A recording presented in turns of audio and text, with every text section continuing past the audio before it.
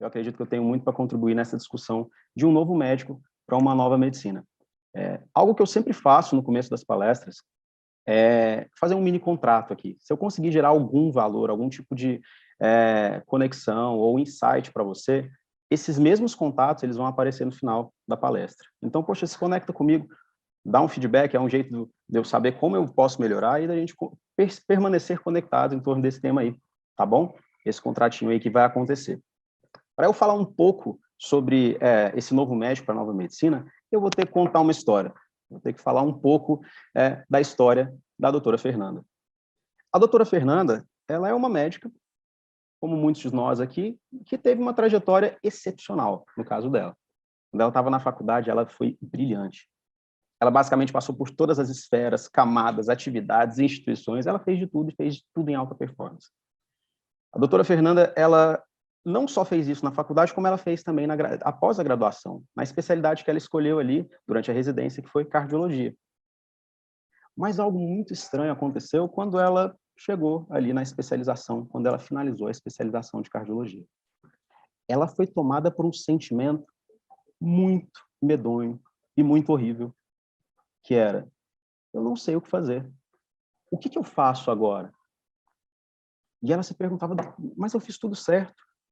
Eu segui o que todo mundo falou, eu segui o que todo mundo me recomendou, o R1, o R2, eu fiz todos os passos, todas as referências. Por que eu tenho esse sentimento de que eu não sei o que eu faço agora? E o pior é que quando a Fernanda olha para o lado, ela olha para os colegas médicos dela, ela olha para os colegas, inclusive, que formaram com ela, e ela fica mais assustada, porque ela sente que eles estão com mais pacientes, eles estão sendo melhores remunerados, eles estão com uma reputação maior e eles parecem saber o que fazer. E o mais doido é que ela tem a sensação que parece que tudo que ela faz não dá certo como eles e que ela não ganha do mesmo tanto que eles. Ela não ganha o tanto que merece. Na verdade, ela se sente até menos capaz que alguns, mesmo sendo muito mais capaz. Esse cenário da doutora Fernanda é um cenário que acontece com muitos médicos e, a partir desse cenário, dessa geração, vai acontecer frequentemente em todos aqueles que focarem exclusivamente numa formação técnica. E é sobre isso que a gente vai falar aqui. Porque em um cenário diferente de 20, 30 anos atrás, um mercado que já não existe, tá? Não é simplesmente fazer medicina e vai tudo dar certo. Existem camadas de aspectos que nós devemos nos especializar, nós devemos avançar em torno de habilidades, competências, atitudes e experiências. E é isso que eu trago aqui. São oito inteligências, são 8 experiências que eu trago aqui, e são as experiências, são questões que talvez a Fernanda deveria fazer, e todos nós devemos fazer, principalmente quem está na faculdade, para uma nova carreira médica, para a gente atingir um novo patamar de sucesso e conseguir introduzir e acompanhar todas as mudanças que nós temos discutido aqui em alta performance. A minha tese é que a gente deve fazer isso, inclusive na faculdade. A gente deve começar a trazer early adopters e elevar a régua de entendimento das mudanças na faculdade também, claro, adequando ao contexto. Então, vamos lá. Qual que é a primeira pergunta que ela deveria ter feito ou fazer com mais profundidade? Onde eu estou? Eu chamo isso de inteligência de mercado nessa tese. É uma análise situacional, é uma análise de cenário. Não é, escolher a especialidade ou a carreira não é simplesmente vou escolher o que tem fit com a minha rotina, o que tem fit com a renda. É preciso entender quais mudanças vão acontecer. É mudança, tendência ou é moda? Quais são as tecnologias? Quais são os aspectos que nós estamos discutindo aqui que não está chegando na faculdade num aspecto introdutório? É nesse cenário que o profissional tem que entender que, se ele não fizer uma boa leitura de cenário, ele vai colher um dos dois cenários, uma das duas situações. Ou ele vai entrar em um trem e vai surfar as opções dele, ter uma satisfação muito grande na carreira, ter um sucesso relevante, ou ele vai ser atingido por um trem. Ele não sabe nem de onde veio, por que veio, quais mudanças são essas. Então, nós devemos entender o que está para acontecer nessa década, e a gente tem que ter essa inteligência de mercado desenvolvida. A gente tem que apresentar ao pessoal visão, que é isso que vai fazer eles se destacarem, né? O que a gente vai se destacar no mercado, e principalmente entendendo o que é o mercado hoje, situacional de saúde, mercado médico, e principalmente o novo mercado, todas essas mudanças. Acho que uma segunda pergunta que deveria ser feita, né, para evitar aquele tipo de cenário, e que a gente deve fazer na nossa carreira, é por que eu vou? Eu chamo isso de inteligência produtiva. Eu seto a minha visão, e a inteligência produtiva é um porquê. Começar porque é importante, e ele também garante performance, porque falar não é um grande aspecto de performance. E, sobretudo, quem não sabe o que quer, não acha o que procura, não chega a lugar nenhum, qualquer caminho serve e não vai ter resultado. Então, é preciso que a gente incentive esse questionamento e que a gente entenda qual que é o nosso drive para a gente seguir. Setando esse drive, é importante que a gente entenda que no mundo da era da informação e na era da automação e da inteligência artificial, o que a gente tem como mecanismo de defesa é o lifelong learning, é reskilling, upskilling todo o tempo. Então, a gente tem que aprender a aprender técnicas de estudo, a gente tem que aprender a fazer mais em menos tempo. Nós fazemos muitas carreiras e papéis na vida ao mesmo tempo. Então, a gente tem que fazer mais em menos tempo. Técnicas de produtividade, técnicas ali de estudo, né? Até trazer um pouco da cultura ágil, por que não? Até autoconhecimento. Eu trago aqui o autoconhecimento porque não aquela bullshitagem, né? Mas aquele autoconhecimento no qual a gente consegue entender nossas forças, fraquezas, ameaças e oportunidades até para se posicionar digitalmente, estratégia. A gente vai falar disso lá na frente. A terceira pergunta a gente tem que perguntar, a gente tem que entender e trazer como capacitação é com quem que eu vou? Se eu vou executar a minha rotina, meu aspecto rumo à minha visão, eu preciso de pessoas. Esse é o aspecto de inteligência emocional, né? A gente não está mais no patamar que a gente pode tratar o paciente de qualquer forma, como nós achávamos que era deuses, né? Nós não éramos deuses, nunca fomos, e a relação é um pouco mais igual. 100% das equipes, dos pacientes, são pessoas. A gente não entende de pessoas, a gente não entende de medicina, a gente não entende de negócio. E isso tem sido um filtro muito grande para a gente se destacar no mercado. Então, entender sobre as soft skills na prática, né, inclusive de liderança, habilidade de comunicação, oratória, comunicação médica, é algo muito específico, é algo que faz a diferença. E até um conceito, uma área que é um conceito da gestão, que é de experiência do paciente, ela deve ser trazida para o conhecimento de relacionamentos com o paciente, é a pauta da década. Então, nós temos que trazer isso como conhecimentos, como habilidades, como atitudes para nossa carreira médica. Um outro aspecto muito básico, né, é com qual know-how? Eu tenho todo esse aspecto de relacionamento, estou construindo a minha carreira, inclusive científica, a inteligência de carreira. Nós temos uma profissão que é científica, que precisa ser pensada em evidência, precisa ser trabalhada dessa forma, mas ela precisa ser feita com qualidade. O grande ponto é que, hoje, ser um bom médico é só o patamar zero. Isso não se diferencia em nada com ninguém, hoje, no mercado de hoje. É o básico, sim, mas é o necessário. Você tem que ser muito bom no que você faz, para você não ser igual um doutor bumbum, igual um bando de picareta, né? E dentro da formação médica, além dos aspectos científicos, principalmente quem está lá na faculdade, poxa, é super interessante ter experiências com ligas, numa empresa junior, trazer aspectos de liderança dessas experiências, o intercâmbio médico, por que não? Então, tem alguns aspectos que a gente pode incentivar para a gente trazer esse aspecto de credibilidade, além do básico, tá? O básico, o técnico, ele nem é abordado aqui, ele já é garantido como certo. A quinta pergunta, talvez a Fernanda tenha parado aí, na nossa história. Ela tem um componente técnico legal, ela tem um componente de visão, ok, né? Talvez ela saiba se relacionar com as pessoas, ela tem um drive muito forte, na verdade ela tem, né? Ela tem uma produtividade muito alta, tudo que ela faz bem. Mas esse para onde vou é uma pergunta no qual a gente envolve gestão, a gente envolve estratégia, a gente envolve processo, é uma inteligência empreendedora, porque eu vou formar, eu vou atender, eu vou fazer um coworking, eu vou começar pelo coworking, é mais produtivo, eu vou pegar particular ou público. E o grande ponto é desenvolver essa inteligência empreendedora como uma questão de sobrevivência, porque cada vez existem mais competidores no mercado. Se nós entendemos competidores como outros médicos, se você pensa assim, você está muito enganado. Existe uma pressão de mercado muito grande com competidores diretos, indiretos, em tese substitutos, né? Vários grupos de outras áreas, inclusive, que estão exercendo uma pressão muito grande, fazendo com que a gente seja igual o Sarney fala, branquinho, baratinho, substituível. Eu tenho certeza que toda a trajetória que você fez, ela não é para ser tratada dessa forma. Você não é commodity, você não é comum, você não é homogêneo, você não é de um valor básico, né? Então, saber gerar valor com processos, gestão, pessoas, tudo isso envolvido na sua visão e para onde você vai com estratégia, é algo que é fazer gerar valor, é ser percebido com valor diferente. E valor não envolve só financeiro, é psicológico, é de entrega, de experiência, de custo, né, de vários aspectos. E a gente tem que fazer gerar valor para não ter esse preço de consulta, né? E aqui envolvem vários conteúdos. Claro, gente, não estou falando todo tipo de conteúdo, a gente não tem tempo para isso, mas só citando como exemplos ilustrativos, exemplos didáticos. Se eu vou fazer um consultório, uma clínica, por que não fazer ela num modelo digital híbrido? né? Por que eu não já faço pensando em como que eu posso ter um modelo de crescimento interessante que a gente pode aprender com os modelos de gestão das startups, conceitos de LTV e tudo? Como é que a gente pode fazer isso? Como é que a gente ensina lá na faculdade o pessoal a tirar a ideia do papel como o Google, do Design Thinking ao Design Doing? Coisa que parece complexa, mas é super simples. Design Thinking é um conceito super interessante que a gente devia trazer porque é uma tecnologia humana. É algo que a gente cocria com o paciente e abre a porta para inovar com ele e focar nele. O foco tem que ser nele.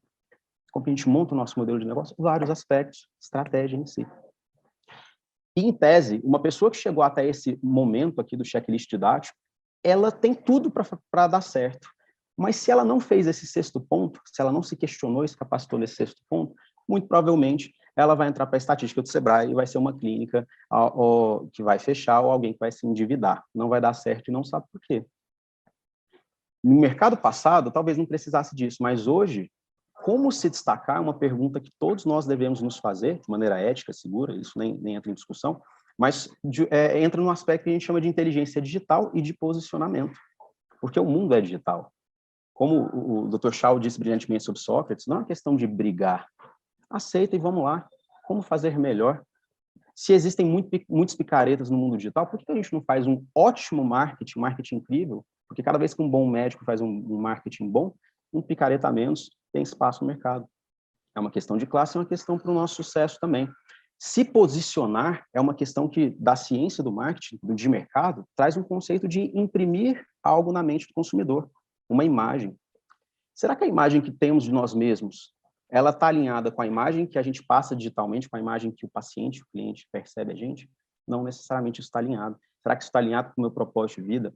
Então, entender estrategicamente, tá, gente? Isso aqui não é papinho, não. Estrategicamente, como se posicionar, como divulgar, como tratar de canais para expor você uma oferta de valor e de saúde com anos, décadas de dedicação, é algo que deve ser feito com ética, mas também com muita ciência. E olhando para uma jornada de um paciente, que a gente abordou aqui para caramba, é uma jornada híbrida, né? Uma jornada digital, ela é digital e online, ela é O2O. A gente precisa entender esse conceito. Para quem vai fazer uma carreira, por exemplo, não executiva direta com um consultório, com uma clínica, com uma cirurgia, enfim, a gente tem que entender que, às vezes, o paciente, o funil de abertura primário dele é digital. A gente precisa entender que talvez nem sempre gastar 24 mil por ano, 50 mil por ano no Instagram vai trazer mais resultado do que começar com o funil inverso, que é o de Google Ads, ou de Google, estratégia de ranqueamento, posicionamento, intenção de busca. Várias coisas que parecem meio complexas, mas deveriam ser ensinadas de maneira simples, brandas, didáticas, na formação, ou recém-formado. Personal branding é a forma como a gente não faz marketing pessoal. Marketing pessoal é chato, porque a gente fica falando de si, mas fala sobre como que a gente pode ser único que nós somos e posicionar isso de acordo para a gente ter o nosso espaço no mercado. Isso é sensacional. Então, show. Se alguém chegou até aqui nesse checklist, é uma pessoa de muito sucesso, independente do que ela faz, ou ela está chegando lá. Mas uma coisa que a vida tem de interessante é uma constante, gente. A vida só tem uma coisa constante, que é a inconstância, a impermanência. Então, será que o sucesso passado ele garante o futuro? Será que eu vou ficar até quando? O sucesso que eu tenho hoje na minha clínica, no consultório, no meu empreendimento? Então, essa sétima pergunta é sobre tecnologia e uma inteligência de inovação de tecnologia, né? Para trazer não só eficiência, mas vantagem competitiva. Porque quem garante que o seu sucesso hoje garante sucesso no futuro em um mundo bunny, em um mundo que está numa velocidade ridícula até, de tão difícil de acompanhar? Então, trazer tecnologia é um jeito de trazer um diferencial competitivo de processos para reter os seus talentos, para reter sua equipe, poxa, para gerar uma experiência melhor para o seu paciente, para gerar uma experiência melhor para você, porque mais produtividade, por exemplo, um prontuário eletrônico, pode te dar 30%, 40% de produtividade para você ter mais tempo com a família, ou para se capacitar mais, focar nos negócios. Tecnologia serve não só para eficiência, esse tipo de vantagem competitiva, mas vantagem competitiva na proposta de valor. O que você vai oferecer de saúde? Nós falamos de vários aspectos de telemedicina, inclusive o Dr. Fernando, que está apresentando, ele trouxe N formas de trazer na internet médica das coisas, estratégias de telemedicina, de telemonitoramento. Então, se o paciente sair do meu consultório físico, com uma possibilidade de acompanhamento de uma teleconsulta, de um telemonitoramento, de um telediagnóstico à distância, até teleeducação, escalar os seus esforços, com um e-book, com um curso, ou, enfim, com o e-mail que você pode mandar um artigo para ele sentir a sua credibilidade, seu apoio, né? Poxa, é um grande diferencial. Então, aqui a gente tem que entender, a gente tem que começar a trazer a cultura em todos os níveis, inclusive no básico, de dados, de como cuidar dos seus dados, de LGPD, mas também de tecnologias. O que as tecnologias exponenciais têm que trazer para a gente? Telemedicina não precisa nem falar, né, gente? É uma camada nova de relação médico-paciente, que é o tema do curso. 10 dias falando sobre isso. O que as health techs têm para ensinar para a gente? Então, nós temos que trazer esse tipo de cultura para a nossa área de trabalho, né? Sempre com foco no paciente. E essa oitava pergunta é a mais interessante.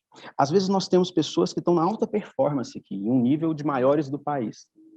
Para que essa pessoa tenha liberdade, essa é uma inteligência que eu chamo de financeira.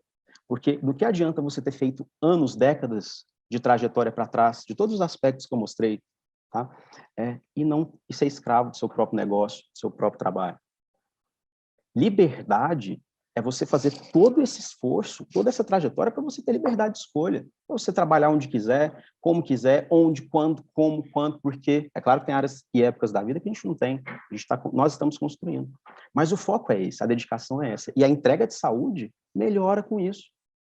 Imagine um médico que ele ganha 100 mil, mas ele gasta 100 mil. E se ele parar de trabalhar, a família não come. Esse cara não tem o básico de inteligência financeira, por N motivos, eu não estou julgando. Ele não sabe como gastar, ele não sabe como gerir as próprias contas.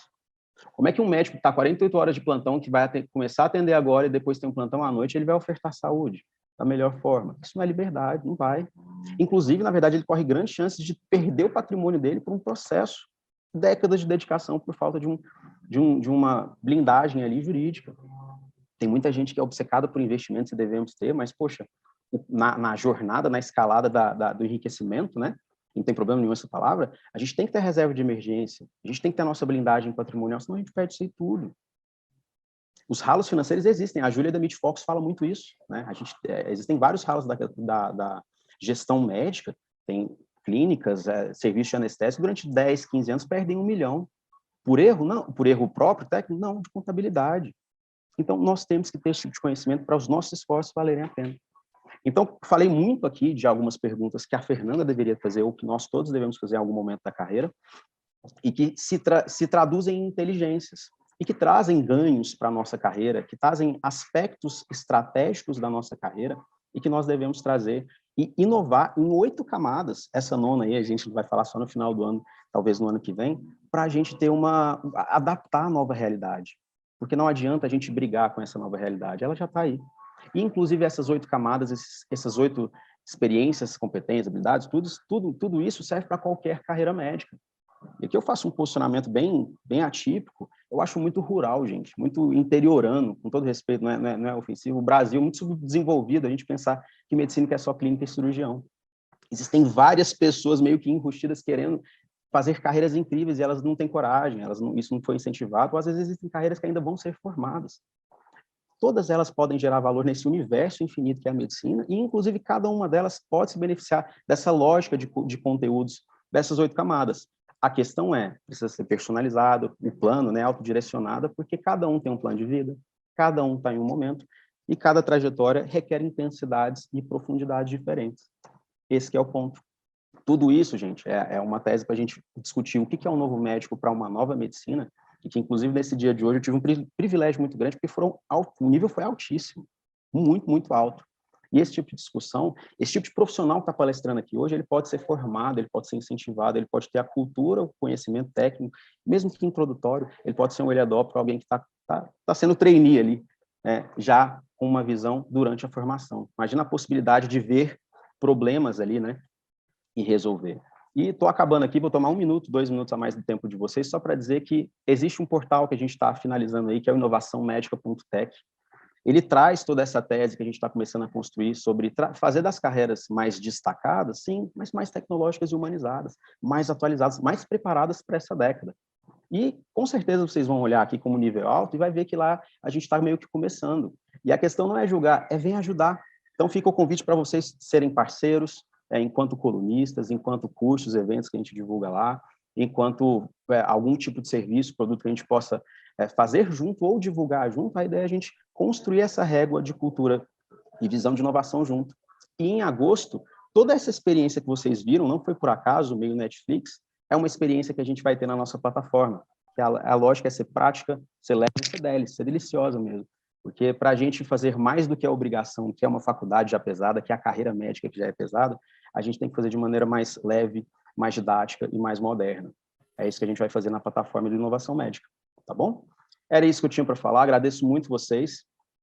Tem os meus contatos, se eu conseguir gerar algum valor, se vocês têm alguma coisa que possa contribuir para eu inovar na minha palestra, sejam bem-vindos. E aqui não é um fim de uma discussão, tá? A partir daqui a gente consegue, juntos, gerar outras discussões em outros canais.